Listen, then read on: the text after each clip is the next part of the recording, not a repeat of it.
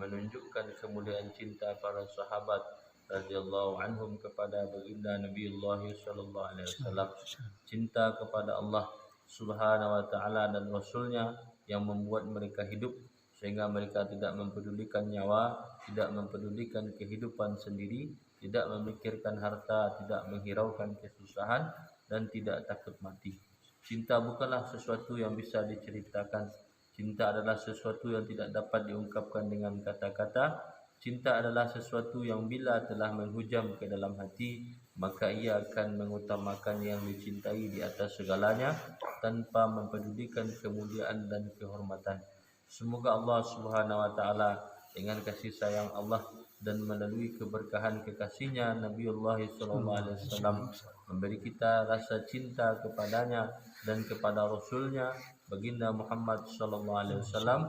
Dengan demikian semua ibadah akan terasa lezat dan setiap kesusahan dalam menjalankan agama terasa nikmat bagi kita. Kisah penderitaan Sayyidina Abu Bakar radhiyallahu anhu ketika menyatakan keislamannya secara terang-terangan. Pada masa awal Islam, orang yang telah masuk Islam berusaha sedemikian rupa menyembunyikan keislamannya. Baginda Nabiullah SAW sendiri menganjurkan demikian agar mereka tidak mendapatkan kesusahan atau kesulitan dari orang-orang kafir. Setelah orang Islam berjumlah 39 orang, Abu Bakar radhiyallahu anhu meminta izin kepada Nabi SAW untuk mendakwahkan agama secara terang-terangan. Pada mulanya baginda Nabi SAW melarang, tetapi karena Abu Bakar terus mendesak, akhirnya beliau mengizinkannya. Abu Bakar radhiyallahu anhu pun mengajak semua orang yang sudah masuk Islam untuk pergi ke Masjidil Haram. Kemudian mulailah ia berkhutbah. Itulah khutbah pertama dalam Islam. Pada hari itu pula paman Nabi SAW, Hamzah radhiyallahu anhu masuk Islam. 3 hari kemudian Umar radhiyallahu anhu pun masuk Islam. Ketika Abu Bakar radhiyallahu anhu memulai khutbah, orang-orang kafir langsung menyerang kaum muslimin dari 4 penjuru. Meskipun Abu Bakar radhiyallahu anhu terkenal sebagai tokoh terkemuka dan dihormati oleh masyarakat Makkah, ia tetap dipukuli. Wajah, hidung dan telinganya berlumuran darah sehingga wajahnya sulit dikenali lagi. Ia ditendang dengan sepatu, diinjak dengan kaki, dan apa yang semestinya tidak dilakukan semuanya mereka lakukan. Akhirnya Abu Bakar radhiyallahu anhu pun pingsan. Ketika Bani Taim, kabilah Abu Bakar radhiyallahu anhu mengetahui berita itu, mereka segera mengangkat tubuh Abu Bakar dari tempat itu. Mereka meyakini Abu Bakar radhiyallahu anhu sulit diselamatkan. Mereka segera masuk ke Masjidil Haram dan mengumumkan jika dalam peristiwa ini Abu Bakar meninggal dunia, maka kami akan membunuh Utbah bin Rabi'ah sebagai gantinya. Hal itu dikarenakan Utbah bin Rabi'ah bertindak berlebihan dalam peristiwa pemukulan tersebut. Sampai menjelang petang, Abu Bakar radhiyallahu anhu masih pingsan walaupun sudah dipanggil-panggil namanya. Ia belum juga siuman. Baru pada petang harinya ia siuman. Ucapannya yang pertama kali setelah siuman atau setelah sadar adalah, "Bagaimanakah keadaan baginda Nabi sallallahu alaihi wasallam?" Lalu orang-orang marah kepadanya. Nabi sallallahu alaihi wasallam lah yang menyebabkan ia ditimpa musibah itu. Sepanjang hari ia diambang kematian. Begitu sadar, yang pertama kali ditanyakannya justru Nabi sallallahu alaihi wasallam. Akhirnya orang-orang dengan kesal meninggalkannya. Ternyata Abu Bakar radhiyallahu anhu masih bisa bertahan hidup. Ia mulai dapat berbicara. Sebelum pergi, orang-orang berpesan kepada ibu Sayyidina Abu Bakar radhiyallahu anhu, Ummu Khair, agar menyediakan makan dan minum untuk Abu Bakar radhiyallahu anhu. Ibunya menyiapkan sedikit makanan dan membawanya kepada Abu Bakar radhiyallahu anhu. Ibunya memaksanya makan, namun satu hal saja yang diserukan Abu Bakar radhiyallahu anhu, "Bagaimana keadaan Nabi sallallahu alaihi wasallam? Apa yang menimpa beliau?" Ibunya berkata, "Aku tidak tahu keadaan beliau." Lalu Abu Bakar radhiyallahu anhu berkata, "Tolong ibu temui Ummu Jamil, saudara perempuan Sayyidina Umar radhiyallahu anhu, dan tanyakan keadaan Nabi sallallahu alaihi wasallam kepadanya." Atas permintaan anaknya yang keadaannya sangat memperhatikan itu, ibunya Sayyidina Abu Bakar radhiyallahu anhu pergi ke rumah Sayyidatina Ummu Jamil radhiyallahu anha. Setibanya di sana ia menanyakan keadaan Nabi sallallahu alaihi wasallam kepada Sayyidatina Ummu Jamil radhiyallahu anha. karena saat itu kebanyakan kaum muslimin masih menyembunyikan keislamannya. Maka Sayyidatina Ummu Jamil radhiyallahu anhu menjawab, siapakah Muhammad dan siapakah Abu Bakar? Tetapi setelah mendengar keadaan anakmu, aku ikut sedih. Jika engkau mengizinkan, aku akan melihat keadaan anakmu Abu Bakar. Ummu Khair pun mengizinkannya. Sayyidatina Ummu Jamil radhiyallahu anha pun pergi bersamanya. Setelah melihat keadaan Abu Bakar radhiyallahu anhu yang merasa tidak tega, tanpa sadar Sayyidatina Ummu Jamil radhiyallahu anha menangis sambil berkata, apa yang telah diperbuat oleh orang-orang jahat itu? Semoga Allah Ta'ala membalas perbuatannya.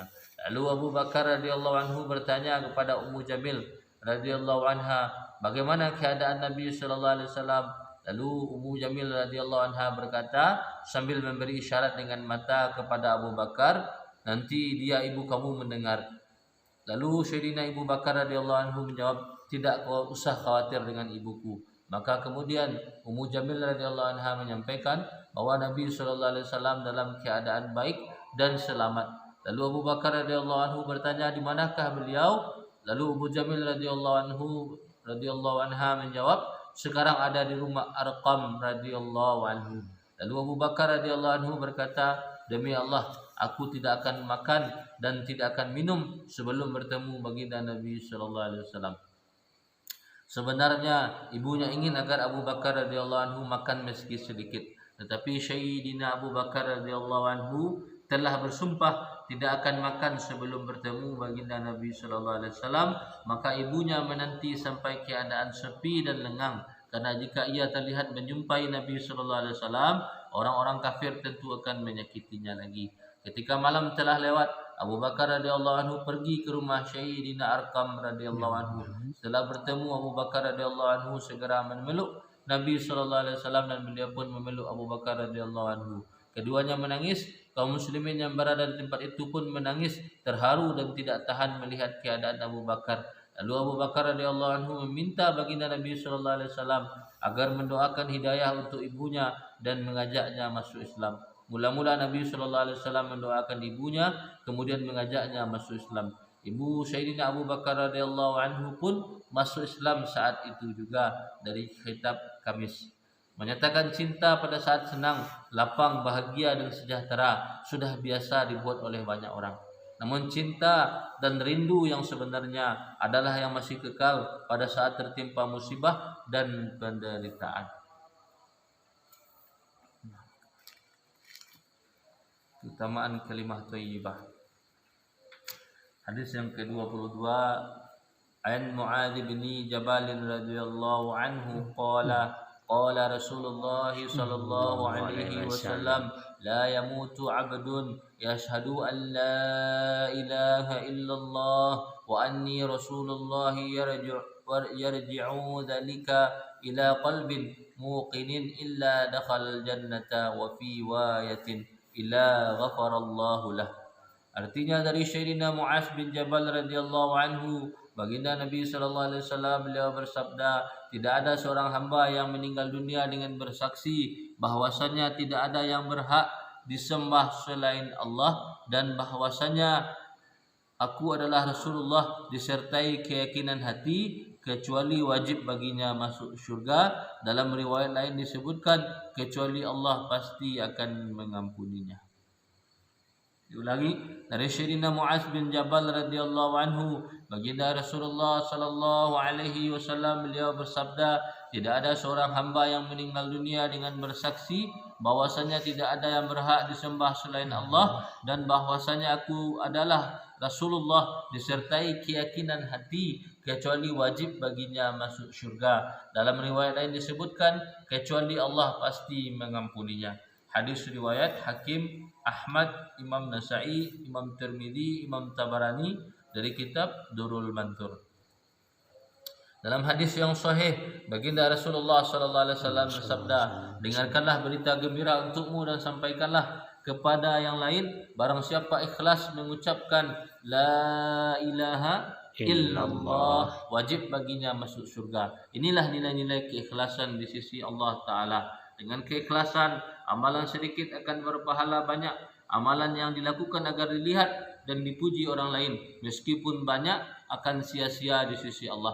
bahkan akan mencelakakan pelakunya. Sebaliknya amal yang dilakukan dengan ikhlas biarpun sedikit itu sudah mencukupi. Oleh karena itu barang siapa mengucapkan kalimat syahadat dengan ikhlas, maka suatu saat dia akan mendapatkan pengampunan dari Allah Ta'ala dan ia pasti akan masuk surga. Tidak ada keraguan lagi dalam hal ini. Mungkin karena dosa-dosanya ia disiksa terlebih dahulu di neraka. Namun hal itu bukan suatu keharusan. Karena jika raja dari segala maharaja, yaitu Allah Subhanahu wa Ta'ala, menyukai keikhlasan seseorang dan amalannya, maka dia bisa saja mengampuni seluruh dosa-dosanya. Tetapi bila kita tidak betul-betul mentaati Allah yang maha mulia, sedangkan dia adalah yang maha kasih sayang kepada kita, maka alangkah ruginya kita. Pendek kata, banyak sekali hadis yang menerangkan janji-janji bagi orang yang mengucapkan kalimah thayyibah. Namun hal ini mengandung dua kemungkinan. Apakah orang yang mengucapkan kalimah thayyibah itu akan disiksa dahulu akibat dosa-dosanya, kemudian dimasukkan ke dalam syurga sesuai dengan kaidah umum, atau Allah Subhanahu wa Ta'ala dengan kemurahan dan kasih sayangnya akan mengampuninya dan memasukkannya ke dalam syurga tanpa disiksa terlebih dahulu. Ketika Syekh Yahya bin Aktham rahmatullah alaih, seorang ahli hadis, wafat, seseorang melihatnya dalam mimpi. Orang itu bertanya kepadanya mengenai keadaannya. Dia menjawab, aku diadili oleh Allah Ta'ala. Allah Ta'ala berfirman kepadaku, hai pendosa tua, kamu telah berbuat dosa ini dan dosa itu. Lalu Allah Ta'ala menghitung dosa-dosaku. Aku berkata, ya Allah, telah sampai kepadaku darimu sebuah hadis. Allah Subhanahu wa Ta'ala bertanya, hadis apakah itu?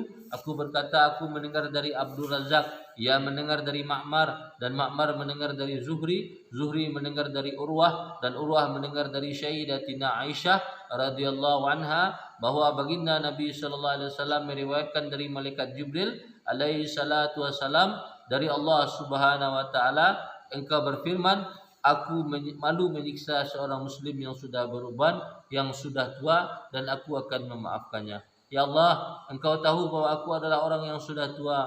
Lalu Allah berfirman, Abdul Razak berkata benar, Ma'mar berkata benar, Zuhri berkata benar, Urwah berkata benar, apa yang dikatakan Aisyah adalah benar, dan apa yang disabdakan oleh Rasulku adalah benar, Jibril juga benar, dan akulah yang maha benar. Selanjutnya Yahya rahmatullah alaih berkata, lalu aku disuruh masuk surga.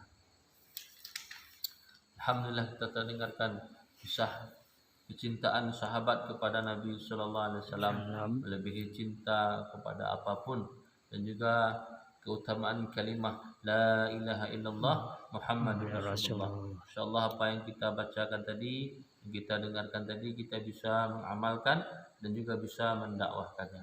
InsyaAllah kita tutup dengan doa kifaratul majlis. Subhanallahi wa bihamdihi, subhanakallahumma wa bihamdika, asyhadu an la ilaha illa anta, astaghfiruka wa atubu ilaik.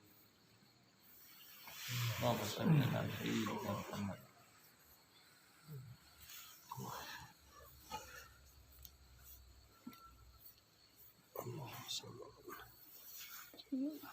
Alhamdulillah.